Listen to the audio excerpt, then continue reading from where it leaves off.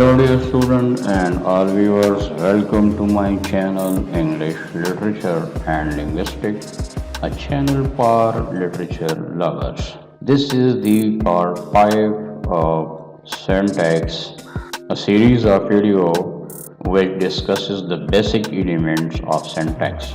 In the current video, I am going to discuss head and modifier. So without wasting your time, let's begin our topic. Keep watching. So, what is head in syntax? The central part determines the syntactic category of the phrase.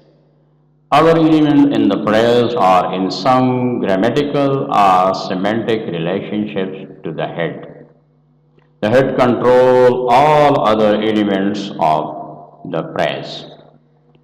The notion head has a good many definitions and only 4 of which are mentioned here.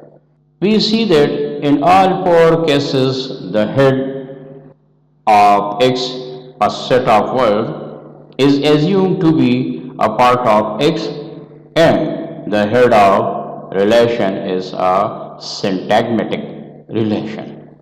So let's see what are these definitions says. Number 1, semantic. Semantically, the head of A is hypernym of A, i.e. when A denotes a set X, the head of A denotes a superset of X. For example, apple pie. Pi is the hypernym and apple pie is the hyponym. Pi is the head because it is a hypernym of apple pie. Every apple is a pie. And apple is not a head because every apple pie is not an apple. Number 2, distributional property. The head of X is a part with the same distribution as X. For example, apple pie and pie are intersubstitutable. For example, she eats a pie. In this sentence, pie can be replaced by an apple pie. She eats an apple pie. So both have the same distributional property. Next, morphosyntactic category of the head. The head is the locus of inflection. Means that head has a central part. For example, apple pie receives plural inflection on the head only, as apple pies is correct phrase and apple's pie is not a correct grammatical structure. Next, technically, the head of X is the part which determines the category of X. For example, in she ate the apple, the category of ate the apple is determined by the verb ate, not by any other element. This means that it is the head on the basis of which we name phrases and clauses. So, summarizing the properties of heads, we can say that head bears most important semantic information of the phrase. Word clause of head determines word clause of entire phrase. Head has same distribution as the entire phrase.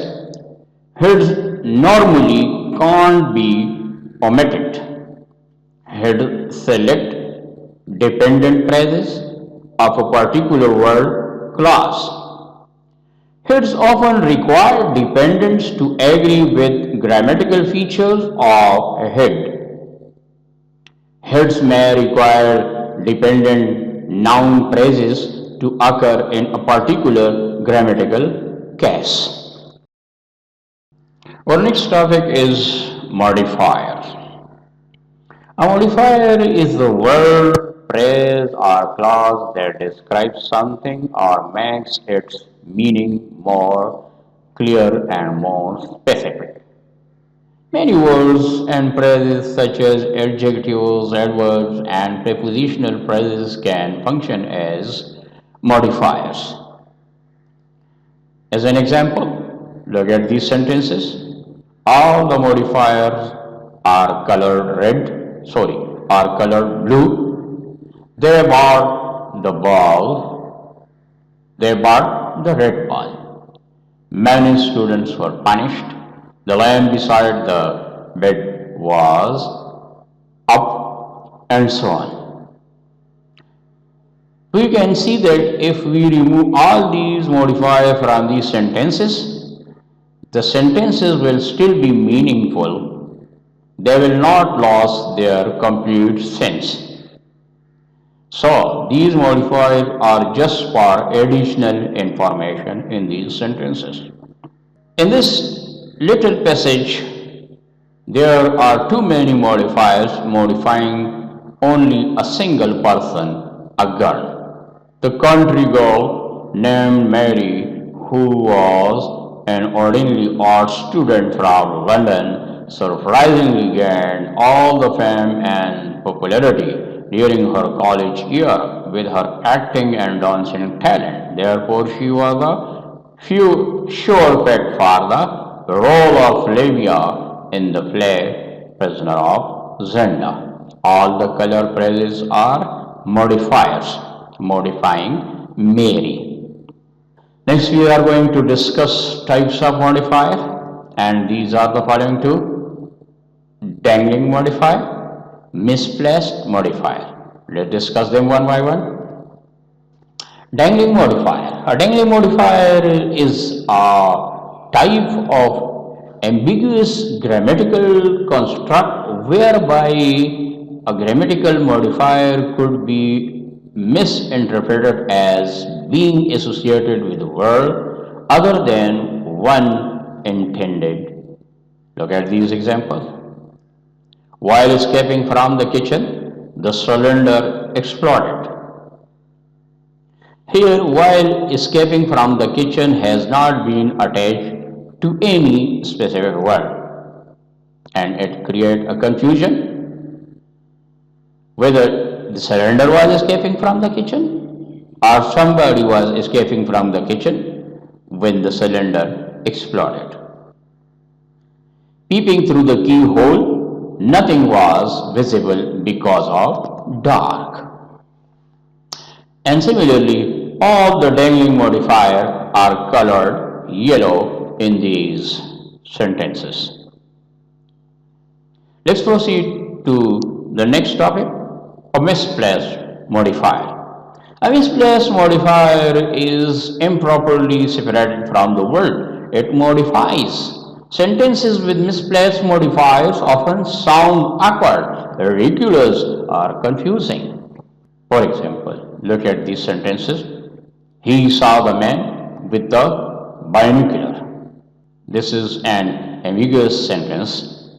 It means either he saw the man who had a binocular or he had a binocular with the help of which we saw the man. She only eats cakes. If we remove only and place it before the cake, the sentence will be she eats only cakes. Asleep on top of the terrace, Mary could not find her cat. Whether Mary was asleep on the top of the terrace or the cat. The sentence can be rephrased as, while the cat was asleep on the top of the terrace, Mary could not find her. What is the difference between a dangling modifier and a misplaced modifier? A dangling modifier is a phrase or a clause that is not clearly attached to any word in the sentence. But a misplaced modifier is a phrase that confuses readers by attaching itself to the wrong subject. All viewers, I will be soon with a new topic. Thank you for watching.